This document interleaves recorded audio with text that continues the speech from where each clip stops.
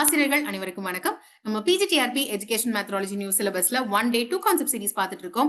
இன்னைக்கு நம்ம பார்க்க போற concept is Kohlberg's moral development theory. இத Lawrence Kohlberg based on Heinz dilemma develop பண்ணிருப்பாரு. இதுல மொத்தமா 3 லெவல்ஸ் இருக்கும், 6 ஸ்டேஜஸ் இருக்கும். Pre conventional, conventional, post conventional இது 3 லெவல்ஸ்.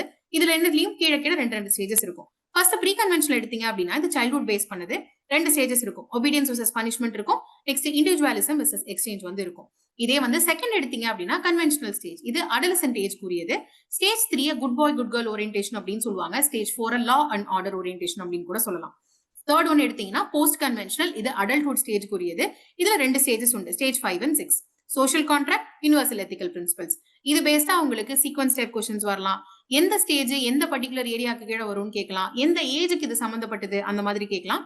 இப்போ இது ரிலேட்டடா ஒரு கொஸ்டின் பார்க்கலாமா? The law and order stage belongs to which level of Kohlberg's theory அப்படின்னு கேட்டிருக்காங்க. ப்ரீ கன்வென்ஷனலா, கன்வென்ஷனலா, போஸ்ட் கன்வென்ஷனலா, none of the above. இதுக்கான கரெக்ட் ஆன்சரை கமெண்ட் செக்ஷன்ல மென்ஷன் பண்ணுங்க. கரெக்ட் ஆன்சர் ஃபர்ஸ்ட் கமெண்ட்ல பின் பண்ணிருக்கோம், செக் பண்ணி பாருங்க. இந்த வருடம் உங்க பிஜிடிஆர்பி ஆசிரியர் ஆகணும் அப்படின்ற கனவு மெய்ப்பட ப்ரொஃபசர் அகாடமியின் சார்பாக வாழ்த்துக்கள்.